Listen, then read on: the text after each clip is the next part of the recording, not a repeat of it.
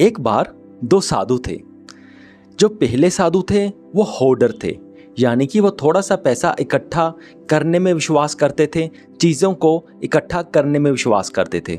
और जो दूसरे साधु थे वो नॉन होर्डर थे, यानी कि वो कोई भी चीज़ इकट्ठी रख के पास रखना, इस चीज़ में विश्वास नहीं करते थे। वो कहते थे कोई बात नहीं, जब जैसी की परिस्थिति आएगी तब भगवान जी खुद देख लेंगे, जे कुदरत अपने आप संभाल लेगी, तो मैं कुछ अपने पास इकट्ठा नहीं करूँगा। और इन दो साधुओं में आपस में कभी कभी आर्ग्यूमेंट भी हो जाती थी।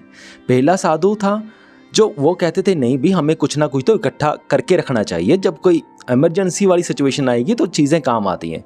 तो दूसरे साधु थे वो कहते ऐसा कुछ नहीं होता, जो कुदरत है या जो भगवान जी हैं ये हमारी मौके पे खुद हेल्प कर देंगे, कोई टेंशन लेने वाली बात है नहीं। तो एक बार क्या होता है कि ये दोनों ना शाम को एक जंगल में फंस जाते हैं। अब रात होने वाली होती है और जो सामने नदी होती है। अगर ये अपने आप को सेव करना चाहते थे तो ये इनको सेव करना होता, तो इन दोनों को ना अपने आप को सेव करने के लिए नदी को लांघना पड़ता। और नदी को लांघने के लिए एक बोटमैन की ज़रूरत थी, यानी कि किश्ती और एक किश्ती चलाने वाला। और जो किश्ती चलाने वाला है वो उसको चाहिए होते हैं पैसे, इसलिए वो दूसरी नदी पार करवाएगा, नहीं तो क्यों करवाएगा। तो जब देखते हैं पहला साधु दूसरे साधु को कहते हैं, वो कहते हैं कि भी अब हमें नदी तो पार करनी पड़ेगी, अगर हम यहाँ पे रहते हैं तो जंगली जानवर हमें मार देंगे क्योंकि ये तो जंगल है। अब हमें नदी पार तो किसी भी तरह से करनी ही पड़ेगी। और पहले साधु थोड़े वो हंस पड़ते हैं। वो कहते हैं कि अब बताइए, अब नदी पार करने के लिए पैसों की ज़रूरत पड़ेगी, मेरे पास पैसे हैं, मैंने पैसे थोड़े जोड़े हुए हैं, अब इसकी मदद से हम नदी पार करेंगे। अब तुम बताओ कि आपके पास तो कोई पैसे ही नहीं है, अगर मेरे पास भी पैसे ना होते तो नदी पार कैसे करते। हम दोनों को ये जंगली जानवर जो है ना ये हमें मार के खा जाते। जो दूसरे साधु होते हैं वो मुस्कुरा देते हैं पर कुछ नहीं कहते। वो किश्ती वाले को पैसे दे देते हैं और किश्ती वाला उन दोनों को किश्ती में बिठाकर वो जंगल से वो नदी पार करवा देता है और दूसरी ओर वो कस्बे में एक पहुंच जाते हैं सेफली। तो वहाँ पे पहुँच के जो पहला साधु है ना वो कहते हैं कि देखो मेरे पास पैसे थे इसलिए ऐसा हो पाया। अब आप मेरे से ये कभी आर्ग्यूमेंट मत करना कि मैं पैसे क्यों जोड़ता हूँ, मैं चीज़ें क्यों जोड़ता हूँ। आज काम आ गए ना पैसे, इसी पैसे की मदद से आज हम जिंदा हैं। तो दूसरे साधु मुस्कुराते हैं, फिर कहते हैं, वो कहते हैं कि हम ना इस पैसे की वजह से जिंदा नहीं हैं, ये तुम गलत कह रहे हो। हम इसलिए जिंदा हैं क्योंकि तुम इस पैसे को छोड़ सके। हम इसलिए जिंदा हैं क्योंकि तुमने उस पैसे को किश्ती वाले को दे दिया, इसलिए हम जिंदा हैं।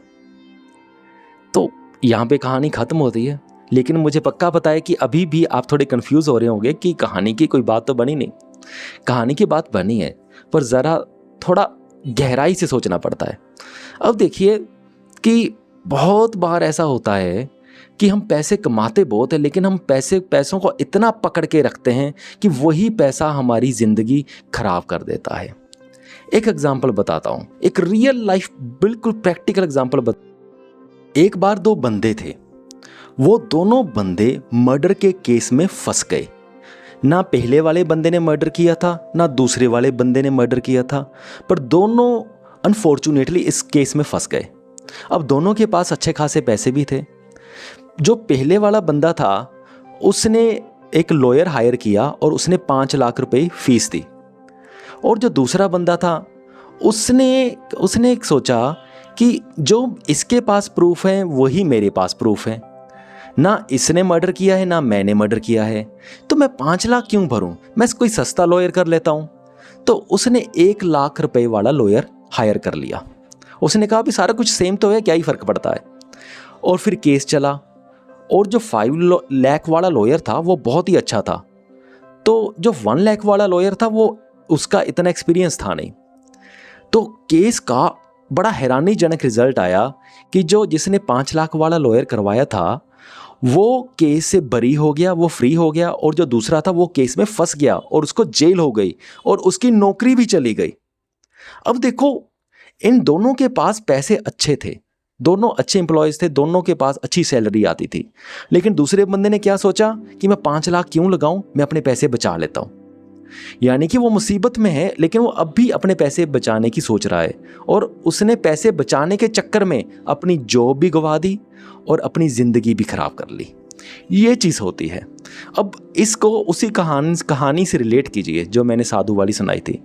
उस दूसरे साधु ने कहा था कि हम इसलिए नदी के पार पहुँचे क्योंकि तूने पैसे छोड़ दिए। तुझे पैसा छोड़ना भी आता है, पैसा पकड़ के रखना नहीं।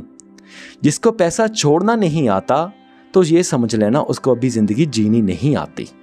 पैसा छोड़ना भी ज़रूरी है, लेकिन अब बेवकूफ़ों की तरह पैसा नहीं छोड़ना कि ऐसे ही पैसे को इधर फेंक दिया उधर फेंक दिया। यानी कि जब वो पैसा हमारी ज़िंदगी को बेहतर बना सकता है, हमारी ज़िंदगी को सहूलत दे सकता है, हमारा फ्री टाइम अगर बढ़ा सकता है, हम इन शॉर्ट अगर वो हमारे स्पिरिचुअल रास्ते में हमें आगे बढ़ा सकता है, तब वो पैसा उस वक्त थोड़ा सा छोड़ देना चाहिए, कोई फ़र्क नहीं पड़ता। इस कहानी से हमें यही सीख मिलती है। सो मुझे पूरी उम्मीद है कि आप सबको मेरी बात समझ में आ गई होगी। अगर आप भी कुछ कहना चाहते हैं, पूछना चाहते हैं तो ज़रूर कमेंट करके पूछें।